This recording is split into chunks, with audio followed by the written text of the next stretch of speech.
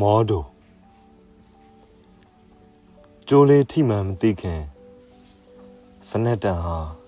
အရင်ပြုတ်သွားတယ်ပြီးတော့ကိုကီယူဆိုင်မှုမှာကိုသခင်ဖြစ်တဲ့ခြေတော်နှစ်ချောင်းအယိုးတွေကြေမွားလို့အသားစလေးတွေဟာ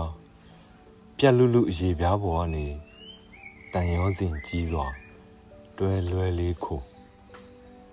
နာကျင်မှုကိုခဏလေးတွင်းမှာခံစားရရှိကြောင်းအုံနောက်ကအတိပေးလာပေမဲ့တရဇထွက်လာတဲ့သွေးတွေကိုတော့အုံနောက်ကသွေးလို့ပေးမသိဘူးဒါမျက်ရည်တွေငါကိုယ်ထဲမှာရှင်းနေနေတဲ့မျက်ရည်တွေငါမိသားစုရဲ့မျက်ရည်တွေဖိနှိပ်ချုပ်ချယ်မှုအောက်ကလူတွေရဲ့မျက်ရည်တွေနာကျင်မှုကိုတရဖူဆောင်းခဲ့တဲ့ရဲဘော်တွေရဲ့မျက်ရည်တွေငါခြေထောက်ကထွက်လာတဲ့သွေးဟာမျက်ရည်မှမျက်ရည်စစ်စစ်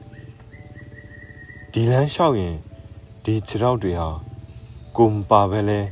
ထွက်သွားတတ်တယ်ဆိုတာသိလိုက်ရတော့တောက်တစ်ချက်ခောက်လိုက်တယ်နာကျင်မှုကိုလစ်လူရှူးနိုင်ဖို့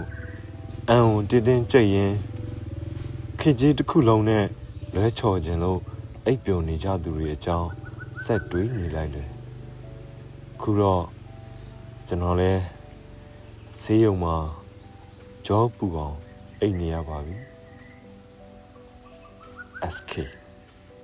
28 Jan 2016